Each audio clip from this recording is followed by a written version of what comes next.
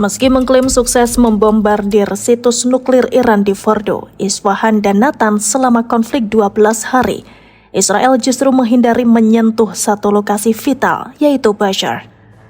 Beberapa saat lalu Israel melancarkan serangan besar-besaran yang menargetkan fasilitas nuklir, pabrik rudal balistik dan komandan militer milik Iran.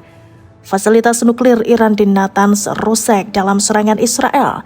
Selain Natanz, fasilitas nuklir lainnya milik Isfahan dan Arak juga tak luput dari serangan tersebut dan mengalami kerusakan. Bahkan Amerika Serikat yang juga melancarkan serangan ke fasilitas nuklir Iran mengklaim fasilitas Fordo sudah lenyap.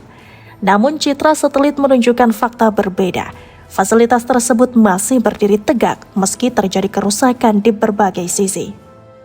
Pemboman ketiga fasilitas nuklir tersebut selalu diumbar kemana-mana oleh Israel dan Amerika Serikat. Padahal Iran masih punya situs nuklir Basra yang jarang mereka sebut.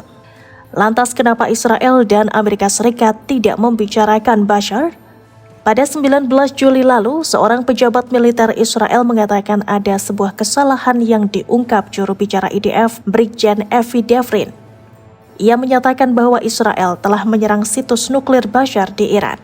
Namun pejabat tersebut mengonfirmasi Israel hanya menyerang situs nuklir Natanz, Isfahan, dan Arak di Iran. Ketika ditanya lebih lanjut mengenai Basra, pejabat tersebut mengatakan bahwa ia tidak dapat mengonfirmasi atau menyangkal bahwa Israel telah menyerang lokasi tersebut, di mana Iran memiliki sebuah reaktor di sana. Demikian dikutip dari Times of Israel, Kamis 3 Juli 2025. Jawaban kenapa Israel dan Amerika Serikat tidak berani menyerang Basra adalah keterlibatan Rusia di situs tersebut. Reaktor nuklir Basra bukan sekadar fasilitas milik Iran. Situs ini dibangun oleh Rusia dan kini dikelola bersama oleh Badan Energi Nuklir Rusia, Rosatom. Lebih dari 200 ilmuwan Rusia dilaporkan bekerja di lokasi tersebut.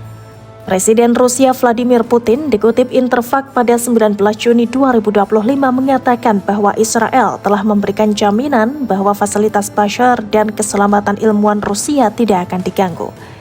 Selain itu, Rusia kini tengah membangun 2 unit tambahan reaktor di Basra.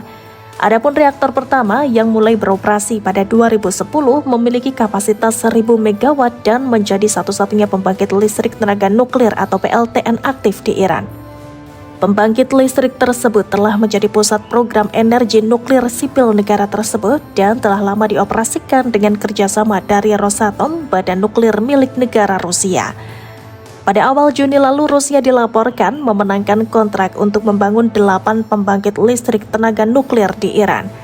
Mengutip Oil Price, juru bicara Komite Keamanan Nasional dan Kebijakan Luar Negeri, Ibrahim Rezai, mengumumkan pada hari Senin 9 Juni bahwa sedikitnya 4 unit baru akan dibangun di Basra, lokasi satu-satunya pembangkit listrik tenaga nuklir Iran yang saat ini beroperasi. Adanya Rusia di belakang situs nuklir Basra Iran terpantau tidak muncul dalam berita-berita di Israel. Sementara itu, mantan pejabat intelijen Angkatan Laut di IDF, Dr. Eyal Pinko, mengatakan alasan Basra tidak diserang adalah karena itu PLTN bukan situs pengayaan uranium.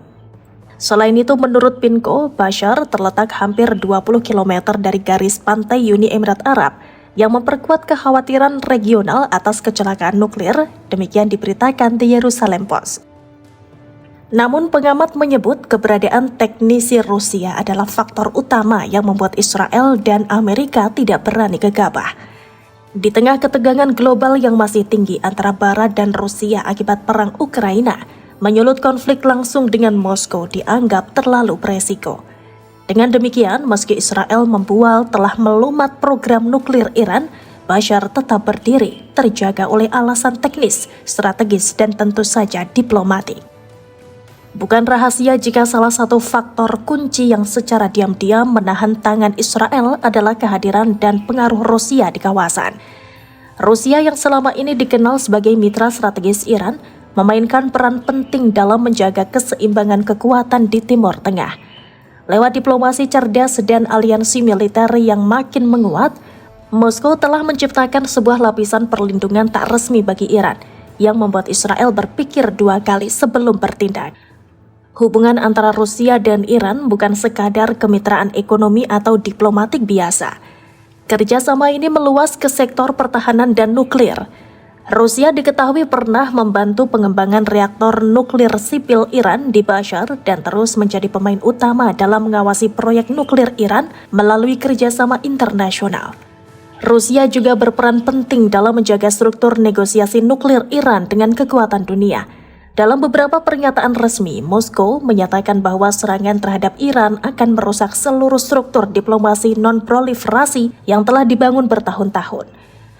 Moskow menyerukan penyelesaian damai dan diplomatis terhadap setiap kecurigaan terhadap program nuklir Iran. Serangan terhadap Iran bisa memicu keterlibatan Rusia secara langsung atau tidak langsung melalui pengiriman senjata tambahan, sistem intelijen, atau bahkan pengerahan kekuatan udara terbatas. Ini tentu akan membuka babak baru konfrontasi antara Israel dan Rusia, sesuatu yang tidak diinginkan Tel Aviv. Hubungan diplomatik antara Israel dan Rusia memang tidak buruk secara terbuka. Bahkan dalam beberapa isu mereka bersikap pragmatis. Namun pada isu Iran, posisi Rusia sangat jelas. Iran adalah mitra strategisnya. Setiap serangan terhadap Iran bisa menjadi pukulan bagi kredibilitas Rusia di mata sekutunya. Sementara itu, Direktur Jenderal IAEA Rafael Grossi dalam sebuah pernyataan kepada Dewan Keamanan Perserikatan Bangsa-Bangsa mengatakan bahwa jika pembangkit listrik tenaga nuklir Bashar diserang, konsekuensinya bisa sangat serius. Bashar merupakan pembangkit listrik tenaga nuklir yang beroperasi dan menampung ribuan kilogram material nuklir.